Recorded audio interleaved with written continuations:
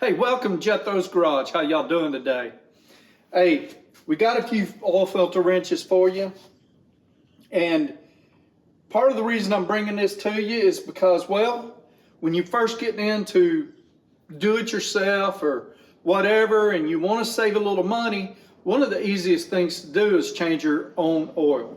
Well, some of the newer cars are a little aggravating to get into, but still, you know, where there's a will, there's a way, and you can save about 10 bucks there maybe by doing your own oil changes. So, a few of the things that you need for those oil changes, you're going to need some way to get that car up off the ground so that you can do it. Sometimes that's a jack, sometimes it's a set of ramps. The ramps will probably be the most cost effective, but some of you have pretty low cars and you have to do some tricks to get them up on the ramps. But being a low car, well, you've also got to deal with the fact that it's hard to get a jack under there. So you have to get a low profile jack, or you can go buy you a 2x6, cut it up and make blocks out of it. And that will pick your car up 1.5 inches or 1.75 inches, because they're not really 2x4s, right? Or they're not really 2 inches thick. And if you stack a couple of them up together, that'll get it off the ground 3 more inches, or a little over 3 inches. So something to think about. Also something to think about if you want to get the ramps, because you can stack up stuff and offset it until you get it to the point where you can drive it up on those ramps. It's just a few things to think about. Next thing you got to do is you got to have a simple socket set. You can buy them anywhere. You can buy the cheap Pittsburgh set, whatever. Buy what you need, not stuff that you don't need, and you'll be into it pretty cheap. Next thing you need is an oil filter wrench, because a lot of times you can't get it off by hand, even though you might have put it on by hand or someone put it on by hand. You're going to need an oil filter wrench. Well, that's what I'm going to show you here today. Later on, I'll show you some tips and tricks for your ramps or to get your jack under the car. But today we're going to talk about these oil filter wrenches. Y'all come on up here and join me.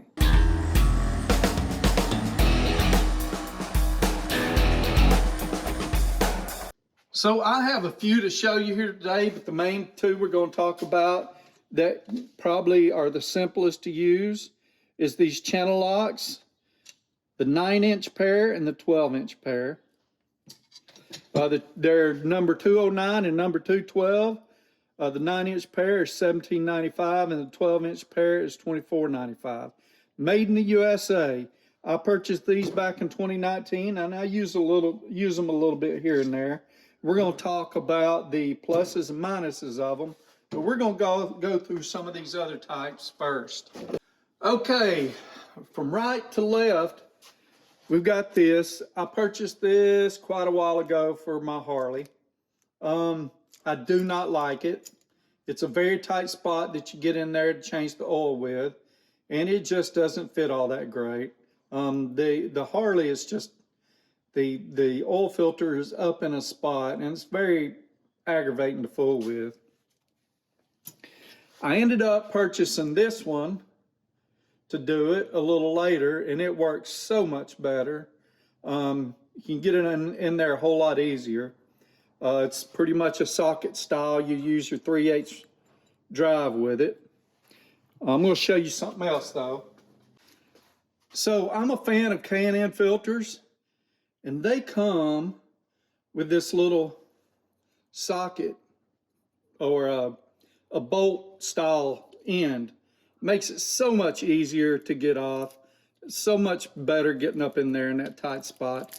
And maybe if I, in a little bit, I'll go out and take a picture, and maybe I'll put the picture right here to show you what you deal with. But this is what I use. It's K&N filter. I get them in black. I don't need the chrome fancy stuff. I just want to ride my bike. Next, we got this socket style, and I use this for my 6.7 diesel. I wish I could tell you what the part number is, but it doesn't tell me. I do know that it's a 93 millimeter by 15, so I think it's 15 of these little ridges. So it's a 93 by 15. It works great. Those things are tough to get off. I have a hard time when using these. It just, for some reason, they glue themselves on there and don't want to come back off. Next, I've got the KD. This is old KD. It was my dad's. 3082, made in the USA. This right here, this is an older style that people tend to use, and you still use them. Tool trucks still sell plenty of them. Works great. Your handle here rotates back and forth, and then you tighten it like this. Same thing with this Mac. The only difference in the two is this one. Well, this one's smaller. This one has these raised places here that grip the oil filter and help you get it off. Man, that really comes in handy. Well, when you've got one that someone with bare arms have put it on there. See, this one doesn't have it. This Harley Davidson one does. But anyway, and that brings us to these. They're pretty nice. They open up pretty decent. Let me find this. This one would be pretty much for that size, which is your lot of foreign cars have a smaller diameter oil filter. And then this one will be for bigger oil filters. One thing you got to watch on these is you can crush an oil filter pretty quick, making it harder to get off. And these two will do that for you. But what you get here is a lot of, let's say you got 3 vehicles and you're wanting to change the oil on them, and all of them have a different style oil filter. Well, these two, you don't have to buy 3 different oil filter wrenches. I mean, you could always see this will fit a few different sizes, but this is about as big as it goes, and then you've got that much tightening. So it's all up to you. I really like these Channellocks. They're made in the USA. They work really well. Yes, you have to watch crushing your oil filter, but if you either A, grab it toward the end, as close to the end as possible, or B, can get up close to the engine block, those are the 2 places where you're least likely to crush the oil filter and make it even harder to get on and off. Okay, let's take you back here and we'll talk about these a little more. There we go, oil filter wrenches. There's plenty of other styles. I mean, I got stuff and I really didn't want to bring it out because they're not that great. And I've purchased them a little bit here and a little bit there. And heck, I even missed one that I would have showed you. This is I don't know. I have no clue, but it's probably a cheap one I bought early on. And it kind of works, it kind of don't. Let me show you something here.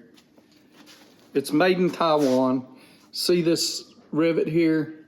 How it has come out? So this one has broke on me, and I will probably never ever use it again. Did you see it? I don't know.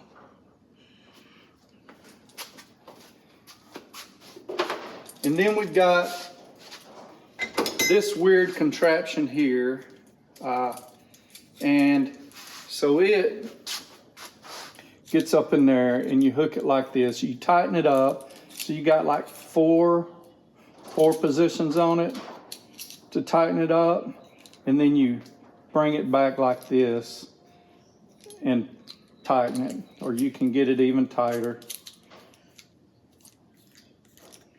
Yeah.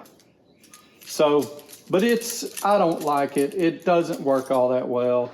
It was some cheesy little tool I bought at some point, and you can see I've started bending it up and everything. It's not a very well made thing. I've had it for years though. And then you've got this belt wrench, and this works, but I typically use it for other stuff. Let's see, how does it work? Maybe like this, I don't know. Every time I go to use it, I have to figure stuff out. It can be used as an oil filter wrench or all kind of other stuff. And then we got this one. This one would be better, but where it holds the chain, it bends real easy. If it had a better piece in there, it wouldn't be too bad. This one gets tight and gets it off, and I use it every now and then, even though I know it might bend on me and gets a little aggravating. On some of these, I would tell you what they are, and I'd put links for them, but I don't even know, what name brand they are. And then there's this one. So you can put the filter in there like this, and you twist it up, and then you put your 1/2-inch drive in there, or you can't put it in this end. So it's a pretty neat little wrench. Its belt material is kind of like seat belt material. It's pretty tight. I really don't know what this is really supposed to be used for. It says it's a Calvan tool. I wasn't planning on showing these, and it's 314, the 314 made in USA. So maybe I'll look that up and see what it is and put you a link for it. And that's it. That's all my others. They sit in the bottom of my box and collect dust. Other than that, let me tell you about our giveaway. Now, this giveaway is happening Friday. So between now and Friday, you need to get your name in the hat. Go on, get over there, put your name in the, put your comments on that video that I'm going to link here below so you get entered. And what are we giving away? 2 stubby ratchets. Two stubby screwdrivers. Man, I've got tongue twisted. You ain't even going to see all the stuff I've already cut out of this video. But anyway, so you got a ratcheting stubby and a regular stubby. I'm going to be giving one away to 2 people. So one person to get one, the other person to get the other. Make sure you get in there. Hey, we're going to be doing this, and as we go along and as our viewership increases, I'm going to give away better and better stuff. And I'll let the cat out of the bag. When I get to 5,000 subscribers, I'm going to give away a pretty large prize. But that's a while away. But share and share this with your friends. Maybe they'll like it and it'll help me get to 5,000. Also like and subscribe, and go ahead and leave me a comment down here as well. Other than that, hey, one more thing.